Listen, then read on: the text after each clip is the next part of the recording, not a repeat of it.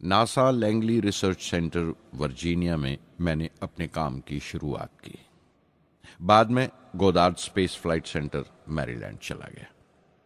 मैं अपना impressions Americans के बारे में बेंजामिन फ्रैंकलिन के इस जुमले से बयान कर सकता हूं। जिन बातों से तकलीफ होती है उनसे तालीम भी मिलती है। हिंदुस्तानी तंजीमों में, यहां की ऑर्गेनाइजेशंस में एक बड़ी मुश्किल है। जो ऊपर हैं वो बड़े मगरूर हैं। अपने से छोटों की, जूनियर्स और सबॉर्डिनेट्स की राय लेना अपनी हतक समझते हैं। कोई शख्स भी अपनी खूबी दिखा नहीं सकता अगर आप उसे मलामत ही करते रहें।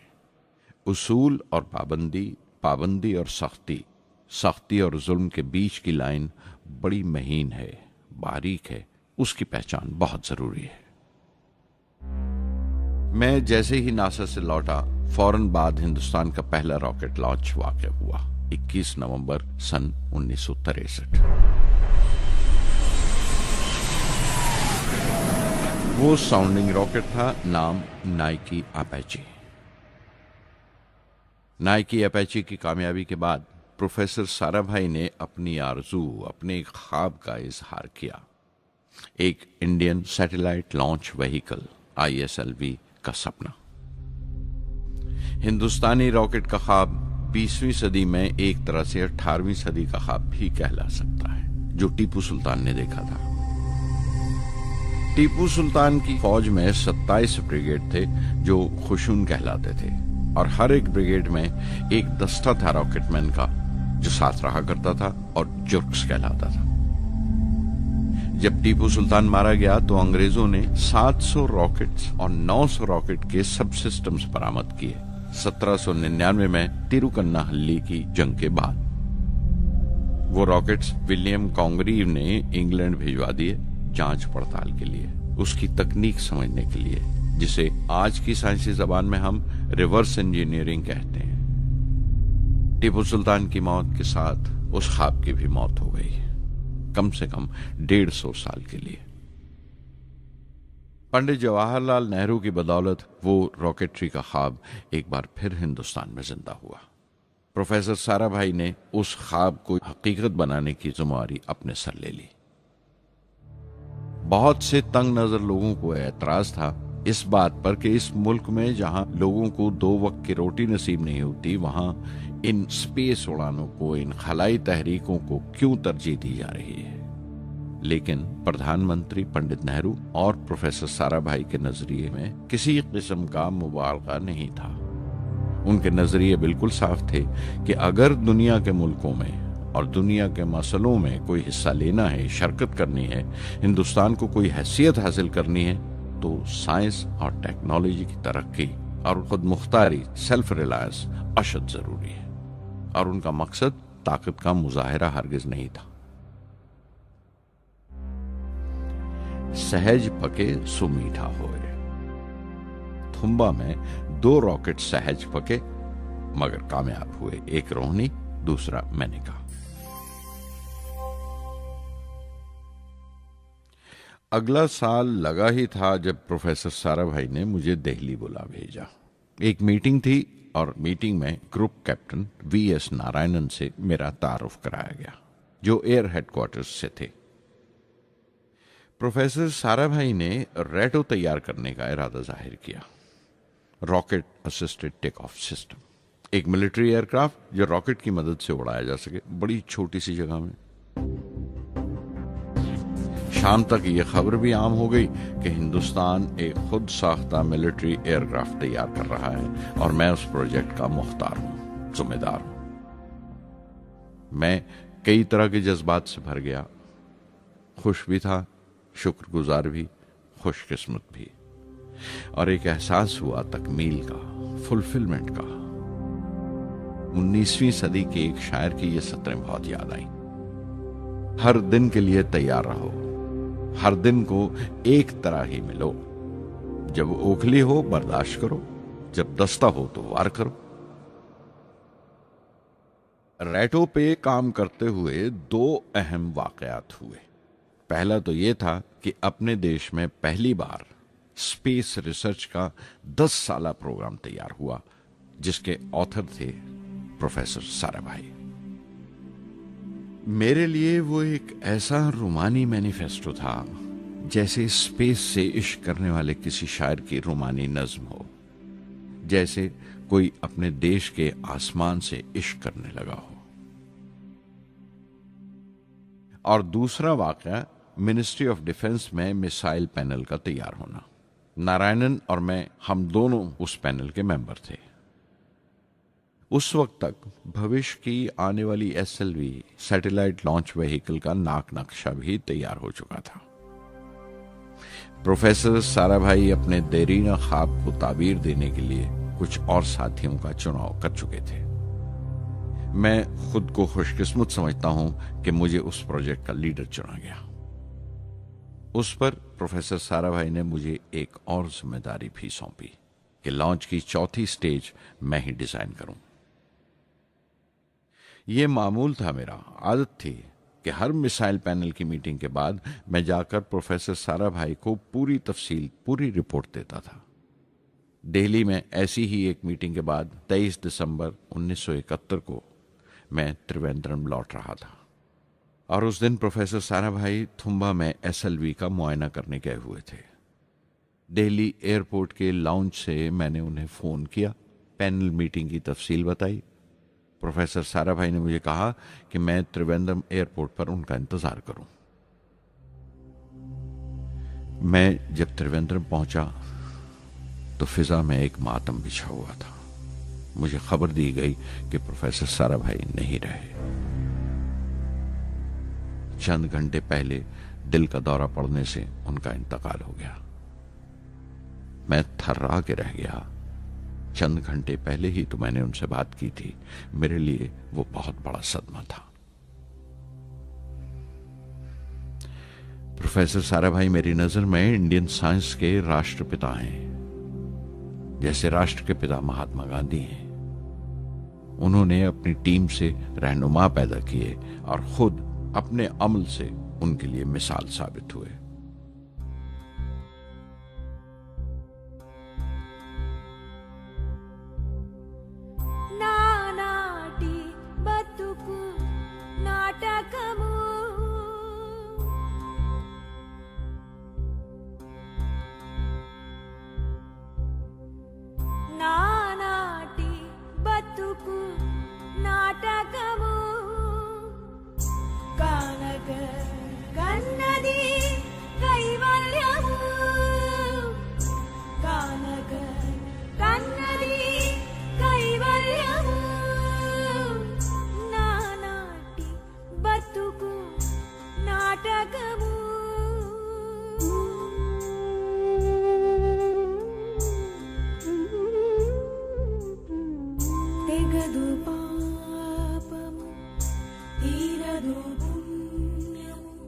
నగి నగి కాలము నాటకము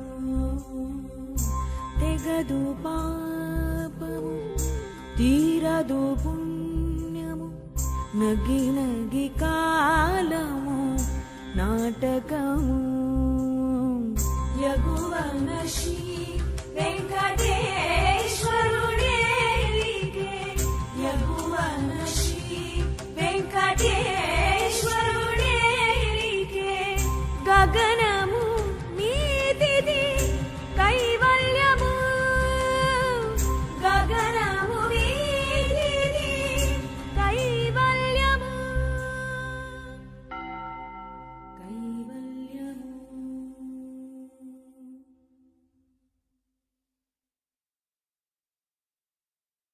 कुछ अरसा प्रोफेसर एमजी के मेनन ने स्पेस रिसर्च का काम संभाला। बिलाखिर प्रोफेसर सतीश धवन को Indian space research organisation ISRO की जिम्मेदारी सौंप दी गई। तुम्बा का पूरा कॉम्प्लेक्स एक बड़े पैमाने पर स्पेस सेंटर बना दिया गया और Vikram Sarabhai space centre VSSC का नाम दिया गया। जिसने वो सेंटर कायम किया था उसी के नाम से उस जगह की श्रद्धांजलि पेश की गई। मशहूर मेटलर्जिस्ट डॉक्टर ब्रह्म प्रकाश VSSC के पहले डायरेक्टर मुकर्रर हुए। कोई भी शख्स अपनी जिम्मेवारी में तभी कामयाब हो सकता है अगर वो बारसूख हो, मोतबर हो और अपने फैसलों के लिए उसे सही हद तक आजादी हो। शायद निजी जिंदगी में भी तसल्ली का यही एक रास्ता है, आजादी और जिम्मेवारी एक साथ हो, तभी वो तस्कीन और खुशी का बायस हो सकती है। और जाती आजादी हासिल करने के लिए मैं 2 रास्ते तजवीज कर सकता था जो मैंने इख्तियार किए। पहला तो यह कि अपनी तालीम और तरबियत को बढ़ावा दो। इल्म, नॉलेज बड़ा कारआमद हथियार है, बहुत काम आता है। इल्म जितना ज्यादा होगा उतनी ज्यादा आजादी के हकदार होगे। इल्म वो पूंजी है जो कोई छीन नहीं सकता। टीम की रहनुमाई तभी मुमकिन है अगर आपकी जानकारी मुकम्मल हो, अप टू डेट हो। कामयाब रहनुमा बनने के लिए जरूरी है कि दिन का काम जब खत्म हो आप पिछले काम का जायजा लें, अगले दिन के काम की तैयारी करें।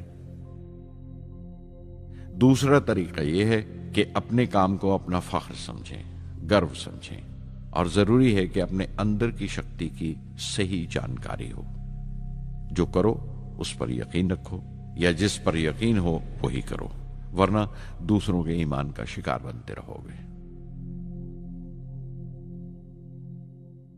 SLV प्रोजेक्ट के पहले 3 सालों में साइंस के बहुत से नए नए इसरार खुले और आहिस्ता आहिस्ता साइंस और टेक्नोलॉजी का फर्क समझ आने लगा। रिसर्च और अमल, डेवलपमेंट का फासला पता चलने लगा। किसी भी इजाद में गलतियां होना लाजमी है, लेकिन हर गलती कामयाबी की तरफ एक और कदम उठाती है, एक और सीढ़ी बन जाती है। किसी भी तख्लीक की तरह SLV3 की तख्लीक भी कई दर्दनाक लम्हों से गुजरी। एक रोज जब मैं और मेरे तमाम साथी अपने कामों में पूरी तरह डूबे हुए थे, मेरे घर से एक मौत की इत्तला पहुंची। मेरे दोस्त और हमदर्द मेरे बहनोई जलालुद्दीन का इंतकाल हो गया था। कुछ देर के लिए तो मैं सुन्न होकर रह गया, मेरी आंखों में अंधेरा छा गया। थोड़ी देर बाद जब अपने चौगिरदे का एहसास हुआ तो महसूस किया जैसे मेरी हस्ती का एक हिस्सा मर गया था। रात की रात बसों में सफर करता हुआ अगली सुबह मैं रामेश्वरम पहुंचा। जोहरा को क्या तसल्ली देता और क्या सब्र देता अपनी भांजी महबूबा को, जो रो रो कर हलकान हो रही थी। मेरी आंखों के सोते पहले ही सूख चुके थे। थुम्बा लौटकर बहुत दिनों तक सारा कामकाज, सारी मसरूफियत बेमानी लगने लगी। बहुत दिनों तक बहुत मलाल लगा, सब बेमानी लगता था। प्रोफेसर धवन देर देर तक हौसला देते थे, कहते SLV पर जैसे जैसे काम आगे बढ़ेगा मुझे सब्र महसूस होगा और ये मायूसी कम होते होते गुजर जाएगी। 1976 में मेरे अब्बा ज़ैनुल आबदीन 102 साल की उम्र में वहीं रामेश्वरम में इंतकाल फरमा गए। 15 पोते पोतियां छोड़कर गए थे पीछे और एक पड़पोता। दुनियावी तौर पर वो सिर्फ एक और बुजुर्ग की मौत थी। कोई बड़ा मातम नहीं हुआ, झंडा नहीं उतारा गया, ना अखबारों ने स्याह हाशिए दिए, ना सियासतदान थे वो, ना विद्वान कोई, ना कोई बड़े सरमायादार। एक सीधे सादे इंसान थे, फरिश्ता सिफत। और हर उस बात की वजह थे जो दानाई और पारसाई की राह दिखाती है।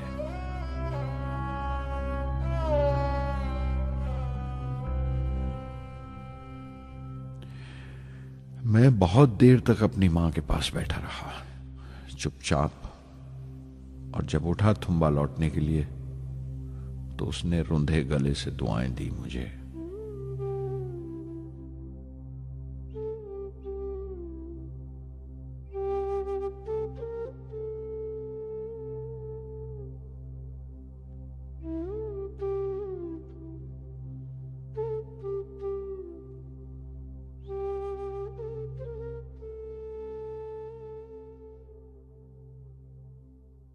SLV3 अपोजी रॉकेट जो फ्रांस से उड़ाई जाने वाली थी, अचानक कुछ मुश्किलों का शिकार हो गई। मुझे फौरन फ्रांस जाना पड़ा।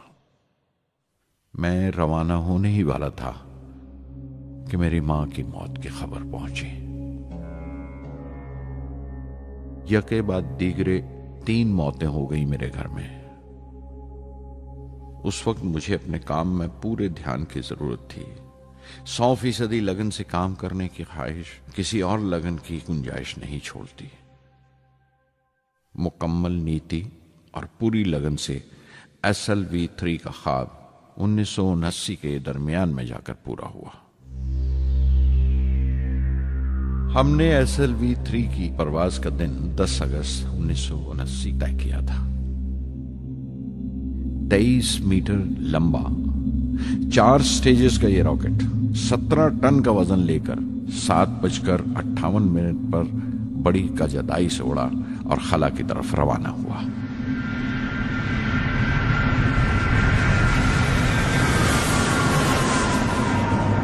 पहली स्टेज हर तरह से पुख्ता निकली और बड़े आराम से रॉकेट दूसरी स्टेज में दाखिल हो गया।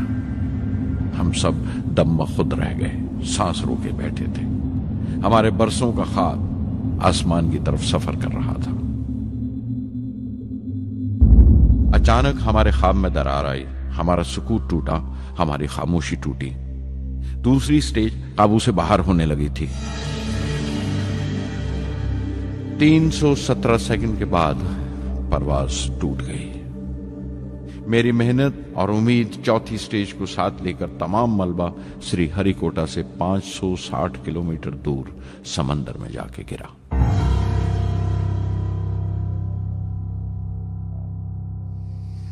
इस हादसे से हम सबको सख्त सदमा पहुंचा। मैं गम और गुस्से से भर गया, नुचड़ गया, बिल्कुल जिस्मानी तौर पर भी और जहनी तौर पर भी। मैं सीधा अपने कमरे में गया और बिस्तर में धंस गया। मैंने अपने कंधे पर एक दिलासे का हाथ महसूस किया तो आंख खोली। दोपहर ढल चुकी थी, शाम करीब थी। डॉक्टर ब्रह्म प्रकाश मेरे सराहने बैठे थे। उनकी इस हमदर्दी ने छू लिया मुझे। मैं उदास था, मायूस था, लेकिन अकेला नहीं।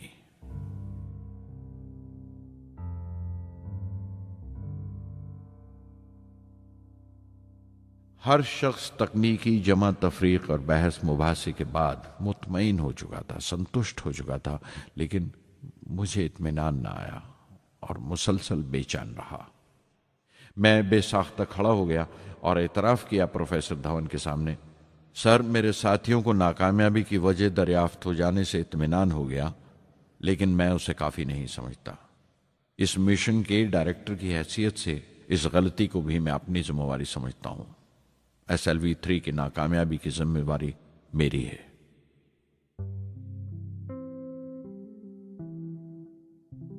साइंस का काम कमाल दर्जा उत्साह भी देता है, खुशी भी और उतनी ही गहरी मायूसी भी। इस तरह के वाकयात सोच सोचकर मैं दिल को ढारस देता रहा। यह ख्याल कि इंसान चांद पर उतर सकता है, सबसे पहले एक रूसी साइंटिस्ट ने सोचा था। उसे हकीकत बनने में 40 साल गुजर गए जब अमेरिका ने उसे पूरा किया। प्रोफेसर चंद्रशेखर ने चंद्रशेखर लिमिट का आविष्कार किया था 1930 में, जब कैम्ब्रिज में पढ़ रहे थे, लेकिन 50 साल बाद उन्हें उसी डिस्कवरी पर नोबेल प्राइज मिला। वॉन ब्रॉन अपनी सैटर्न लॉन्च व्हीकल से आदमी को चांद पर उतारने से पहले कितनी सारी नाकामियों से गुजरे होंगे। पहाड़ की चोटी पर उतरने से पहाड़ पर चढ़ने का तजुर्बा नहीं मिलता। जिंदगी पहाड़ की चढ़ानों पर मिलती है, चोटी पर नहीं। चढ़ानों पर ही तजुर्बे मिलते हैं और जिंदगी मंचती है और टेक्नोलॉजी तरक्की करती है। चोटी पर पहुंचने की कोशिश ही में चढ़ानों का इल्म हासिल होता है। मैं एक एक कदम चलता रहा, चढ़ता रहा चोटी की तरफ।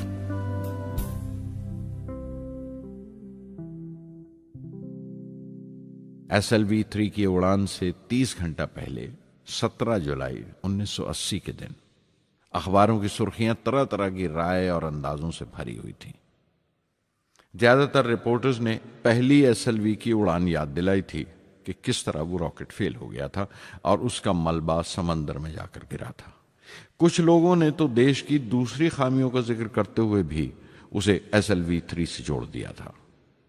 मैं जानता था कि अगले दिन का नतीजा हमारे फ्यूचर के स्पेस प्रोग्राम का फैसला करने वाला है।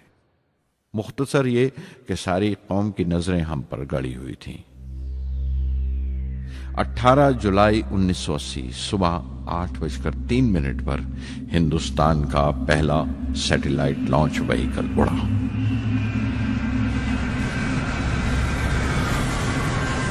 मैंने रोहिणी सैटेलाइट का तमाम डेटा कंप्यूटर पर जांचा।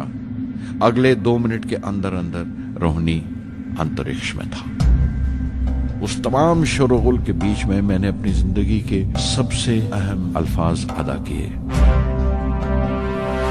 मैं मिशन डायरेक्टर बोल रहा हूं, एक जरूरी खबर सुनने को तैयार रहो। चौथी स्टेज कामयाबी के साथ रोहिणी सैटेलाइट को लेकर अंतरिक्ष में दाखिल कर रही है। मैं ब्लॉक से बाहर आया तो मेरे साथियों ने मुझे कंधों पर उठा लिया और नारे लगाते हुए जुलूस निकाला। सारी कौम में एक जोश की लहर दौड़ गई। हिंदुस्तान उन चंद कौमों में शामिल हो गया था जिनके पास सैटेलाइट लॉन्च की काबिलियत थी। हमारी कौम का एक ख्वाब पूरा हुआ था और हमारे इतिहास का एक नया बाब खुला, एक नया चैप्टर। प्रधानमंत्री इंदिरा गांधी ने मुबारकबाद का तार भेजा और सबसे ज्यादा हिंदुस्तान के साइंसदान खुश थे कि ये पूरी कोशिश स्वदेशी थी, हमारी अपनी थी। मैं कुछ मिले जुले जज्बात से गुजर रहा था। मैं खुश था कि पिछली 2 दहाइयों से जिस कोशिश में था बिलाखिर उसमें कामयाब हुआ, लेकिन उदास था जिन लोगों की बदौलत में यहां पहुंचा था वो लोग मेरे साथ नहीं थे। मेरे अब्बा, मेरे बहनोई जलालुद्दीन और प्रोफेसर साराभाई। SLV-3 की कामयाबी के महीने भर के अंदर ही प्रोफेसर धवन का फोन आया एक दिन और दिल्ली बुलाया प्रधानमंत्री से मिलने के लिए। मेरी एक छोटी सी उलझन थी कपड़ों को लेकर। हमेशा से बड़े आमियाना से कपड़े पहनता हूं और पांव में चप्पल या स्लीपर कह लो। प्रधानमंत्री को मिलने जैसा वो लिबास नहीं था, मेरे लिए नहीं, उनके एहतराम के लिए। सुना तो प्रोफेसर धवन बोले, कपड़ों की फिक्र मत करो, तुमने जो शानदार कामयाबी पहन रखी है वो काफी है। रिपब्लिक डे 1981 मेरे लिए एक बड़ी खुशखबरी लेकर आया कि मुझे पद्म भूषण से नवाजा गया है। मैंने अपने कमरे को बिस्मिल्लाह खां की शहनाई से भर लिया। शहनाई की गूंज मुझे कहीं और ही ले गई। मैं रामेश्वरम पहुंच गया, मां के गले लगा। अब्बा ने मेरे बालों को उंगलियों से सहलाया और मेरा दोस्त, मेरा रफीक जलालुद्दीन मस्जिद गली में जमा हुए लोगों में मेरे इनाम का ऐलान कर रहा था। मेरी बहन जोहरा ने मीठा बनाया घर में। पक्षी लक्ष्मण शास्त्री ने मेरे माथे पर तिलक लगाया। फादर सोलोमन ने मेरे हाथ में सलीब देकर दुआ पढ़ी और प्रोफेसर साराभाई को देखा। उनके चेहरे पर मुस्कुराहट थी, फख्र था। जो पौधा वो लगा कर गए थे अब पूरा पेड़ बन चुका था, जिसके फल हिंदुस्तान की आवाम तक पहुंच रहे थे।